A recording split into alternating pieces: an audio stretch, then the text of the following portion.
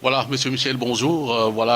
Si vous êtes très impliqué dans la situation en République démocratique du Congo, mais on vous voit rarement quand même dans des moments d'échange avec la diaspora congolaise. Que peut-on finalement retenir de votre rencontre d'aujourd'hui avec les Congolais de la diaspora?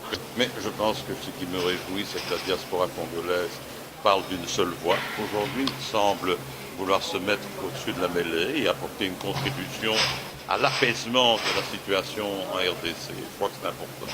Je crois qu'il y a des gens il y a les gens de la majorité, il y a des gens de l'opposition et il y a la diaspora congolaise qui souhaite, je pense, devenir un interlocuteur à part entière du dialogue congolais, qui a aussi ses conditions, qui a son programme, qui a sa vision, qui a sa capacité d'aider. Et donc j'ai rencontré beaucoup de bonne volonté et beaucoup de sagesse aussi. Et vous l'avez dit justement aussi, il y a dialogue, mais on a l'impression que l'élection n'aura pas lieu et le pouvoir de Kinshasa a organisé presque l'impasse si on tient compte de ce qui se passe Mais actuellement. on n'en est pas encore là. Ouais. Aujourd'hui, tout ça se débat, tout ça se discute. Et donc, on va voir. C'est vrai que normalement, les élections devraient avoir lieu à la fin de l'année. C'est vrai qu'il semble y avoir, ou en tout cas, certains semblent émettre des doutes sur la capacité d'organiser ces élections. Ce qui est important maintenant, c'est qu'il y ait une discussion entre toutes les parties pour savoir comment organiser le plus proche possible des délais ou comment organiser des élections qui respectent les lois, la Constitution. Je pense que c'est ça qui est important. Donc, ne faisons pas de procès d'intention à ce stade-ci. Alors, en cas de non-organisation des élections, il y en a qui préconisent déjà des sanctions. On en entend parler aux États-Unis. En Europe également, il y a des députés qui en parlent. Quel est votre point de vue à ce sujet? Je ne vais pas commencer à parler de sanctions avant même que les problèmes ne se posent. Je pense que les sanctions sont parfois utilisées pour faire pression. Je crois que moi, beaucoup plus dans le dialogue. Je pense que nous devons parler avec les autorités congolaises, nous devons parler avec les représentants de l'opposition, nous devons parler avec les représentants de la société civile, nous devons parler avec les représentants de la diaspora.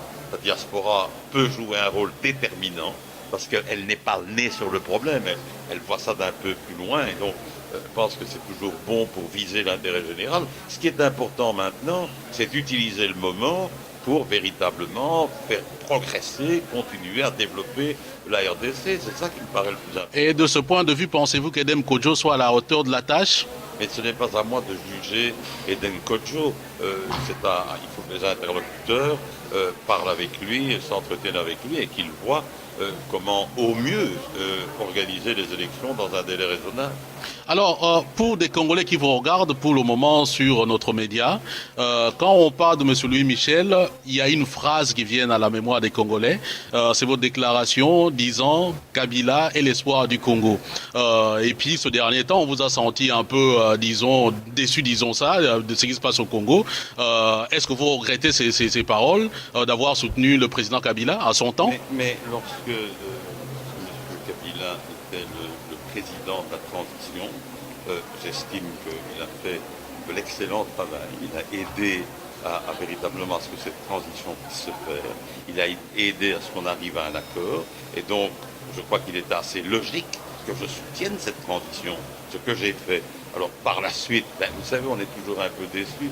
On s'imagine toujours que les choses vont passer mieux qu'elles ne se passent. Alors, il y a sans doute eu des progrès, mais il y a eu des progrès beaucoup moindres que ce que je n'aurais espéré. Voilà, mais le monde ne s'est pas fait en plein jour, en un jour, et donc je pense qu'il faut, voilà, c'est clair que j'ai certaines frustrations, c'est clair que j'aurais espéré que le Congo puisse se développer plus.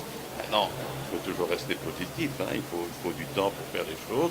Moi, ce que je souhaite vraiment, c'est que et la majorité, et l'opposition, et la société civile, et la diaspora puissent travailler, à la fois respecter les lois et les règles fondamentales comme la Constitution, et organiser des élections qui soient loyales et faires et qui se fassent dans un climat de liberté totale. Parfois, c'est vrai qu'aujourd'hui, je suis parfois inquiet sur la manière dont les droits humains sont respectés à certains endroits. Je pense que la presse doit être respectée, la société civile doit être respectée, le droit à manifester librement et pacifiquement doit être respecté, le droit de tous les candidats doit être respecté. Voilà, c'est l'appel que je lance.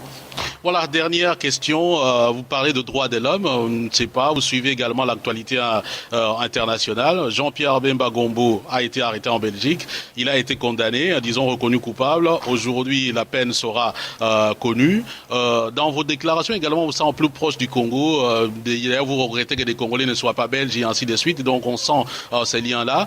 Quand vous voyez un Congolais, par exemple, condamné comme ça pour des crimes qui ont été commis, par exemple, en Centrafrique, alors qu'au Congo, il y a plusieurs crimes qui ont été commis. Est-ce que vous vous sentez un peu qu'il y a un sentiment d'injustice vis-à-vis du Congo? Moi, je pense que ce procès est un procès délicat parce que quelque part, on a l'impression qu'il est exemplatif.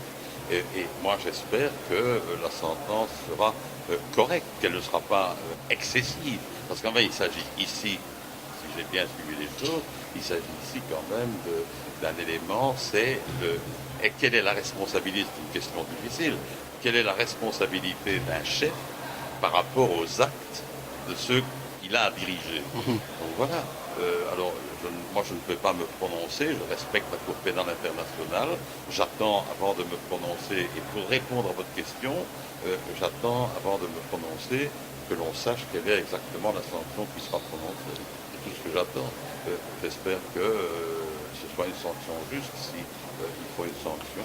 Et de vous, pourrait-on un jour attendre, par exemple, un lobbying pour un tribunal international sur la République démocratique du Congo? Un lobbying, mais je pense que les règles du tribunal pénal international sont connues. Elle ne doit et ne peut s'interdire aucune action nulle part. Il est clair que les gens qui commettent des actes répréhensibles aux yeux de la Cour pénale internationale, ils sont évidemment passibles de poursuites à la Cour pénale internationale. Maintenant, pour en revenir au cas de M. Bemba, je dois dire que j'attends pour voir ce qui m'embête un peu dans le cas de M. Bemba, c'est que ça fait déjà quelques années que ça dure. Et donc, en droit, c'est quand même assez surprenant que les choses durent aussi longtemps. On peut le regretter, parce que quand un procès ne vient que très tardivement et que quelqu'un est en prison, préventivement, en termes de droit, ça peut poser des problèmes. Mais moi, je n'ai pas de jugement, je respecte le tribunal pénal international, je défends la Cour pénale, je ne fais pas de procès d'intention à la Cour pénale. Monsieur Michel, je vous remercie. Merci.